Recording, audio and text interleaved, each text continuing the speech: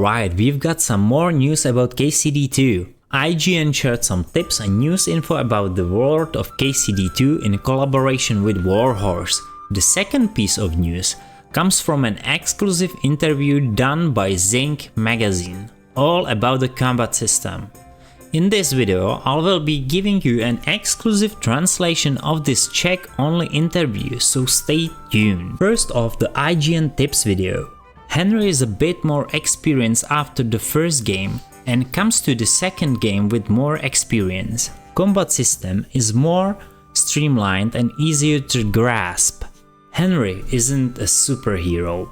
The world, and especially at the beginning of the game, is dangerous.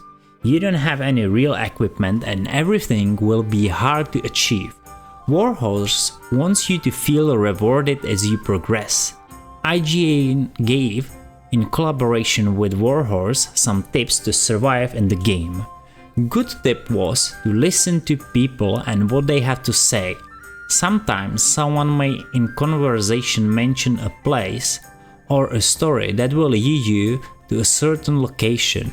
For example, an ambushed caravan that you can go and find. It's not a direct quest, but more like a hint where to go. I think this is really cool approach. Another tip was around combat. You can poison your weapons, lure enemies away or stealth kill few foes before engaging in combat. Fighting more than one opponent at once is really not a good idea. Learning new combat techniques, moves or combos was also mentioned.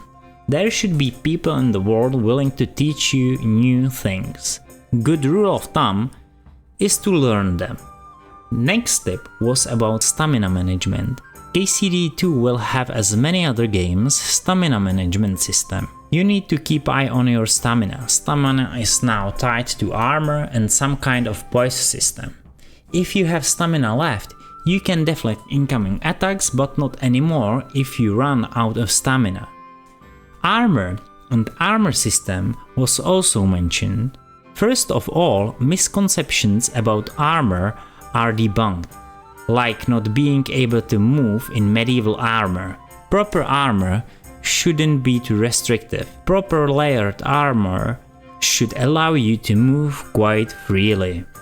It will still restrict your movement, but not as much as you may think. This restriction can be remedied by some skills like high strength or agility. You can still go light armor build to be more agile. The choice is yours. The recommendation is going for proper armor set if you have the stats to wear it. New smithing system was also mentioned. The system should have a minimal UI. You will need to do all the steps in the game. Things like heating the sword, checking the temperature of the steel by looking at its color, and so on. The minigame should be really good and fun addition. You will be able to make some good coin by smithing. Alchemy was touched too. It should be faster, easier, and it should fetch some good profit. There should be more tiers of potions that can be unlocked as you progress. The potions should be quite powerful. For example, enhancing your stats for some time so you can wield better equipment. We should be able to steal and sell horses in KCD2. This should be apparently really nice source of income too. But what you should really do is getting a horse for yourself as early as possible.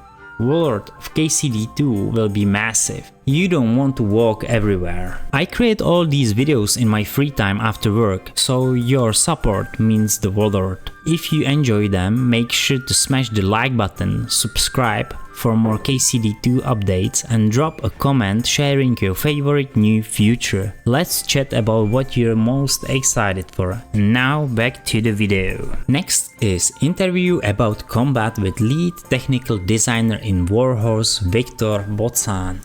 The longsword is favored by Victor, being a two-handed weapon often used by knights. However, the developers made an effort to ensure that each weapon in Kingdom Come 2 feels different, not only in terms of length, but also in how they function and the animations associated with them. Each weapon has a unique characteristics, Some are quicker and more agile, while others are slow but devastating like a mace. This diversity makes combat feel more dynamic. Weapons were motion captured with different real-life swordsmen, and each person was assigned a weapon that suited their style. For example, one person took on the role of a quick, nimble fighter with a short sword, while another used a heavy weapon like a mace, embodying a brute force style. This approach ensures that every weapon feels distinct and each fighter on the battlefield has a unique moveset. The combat system has been made more accessible in Kingdom Come Deliverance 2. While the first game was intentionally difficult, aiming to make players feel like an experienced peasant, the sequel assumes that the character is more skilled and experienced. The combat is now easier for newcomers to approach, though it's still challenging. The entry level in combat is simplified, so players can quickly get into the action without steep learning curve from the original game. In the previous game, players had to manage 5 different attack directions, but KCD2 reduces to just 4 key directions: top, left, right, and a thrust. This change simplifies combat, making the system feel more like intuitive and easier to learn. The reduced number of attack directions also allows the developers to focus on improving other aspects, such as the introduction of master strikes, historically accurate moves where players can parry attacks and immediately counter, making the combat feel more fluid and rewarding. Master strikes have been improved in the sequel. In the first game, these were somewhat clunky, but now they have been designed to reflect how masterful strikes were executed in the real medieval combat. When an opponent attacks, players can perform a master strike to parry the attack and counter immediately, creating a more immersive and realistic experience. This mechanic now feels smoother and more satisfying to execute, adding a depth to the combat system. Archery and crossbows were areas the developers wanted to improve. The team regretted not including crossbow in the first game, as they were a significant weapon in that area. In a Kingdom Come Deliverance 2, players will have access to 3 types of crossbows, each with its own advantages and disadvantages. Additionally, game now includes firearms, a pipe, in Czech pištola. Crossbow and bows are designed to be more intuitive, but they still retain historical accuracy, meaning there are no aiming reticles, making it harder to land shots but more rewarding when players do.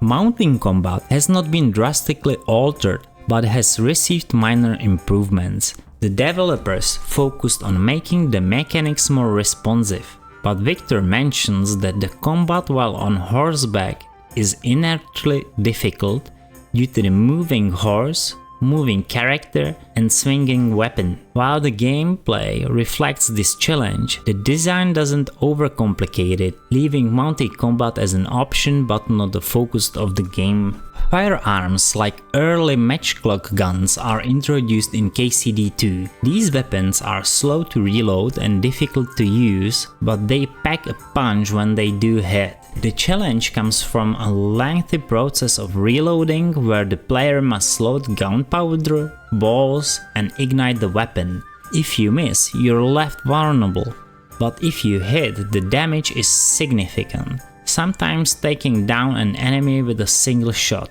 Players can equip multiple weapons, including firearms, and switch between them, adding more tactical options to combat. Siege battles have been expanded in Kingdom Come 2, with larger scale battles and more immersive environments. The focus here is on atmosphere rather than just the individual combat. Players will experience massive sieges where the environment is filled with the sounds of war, catapults firing, arrows flying, and soldiers shouting. These battles are meant to make a player feel like a part of something larger, and the developers have made movement and targeted more fluid, allowing players to navigate the battlefield and pick their enemies more easily. Fighting multiple enemies at once has always been a challenge, and in the sequel it remains true that skill and positioning are key to surviving in fight against many opponents. The developers have worked to improve movement and blocking mechanics to help players manage combat against multiple foes. The ability to lock onto different enemies and switch targets more easily helps with crowd control, though the core principle remains. If you're outnumbered, it's much harder to win, and fleeing may be your best option. The team has made a conscious effort to include a variety of weapons that reflect historical accuracy. Every weapon in Kingdom Come Deliverance 2 serves a purpose and feels different. For example, halberds are slower and less agile, but they can be used to keep enemies at distance, making them useful in certain situations. The developers focused on recreating weapons that existed in real life, ensuring each one feels realistic and offers unique advantages and drawbacks based on the situation. Thanks so much for watching, I hope you enjoyed the video. If you did, stay tuned for more info. Until then, keep gaming.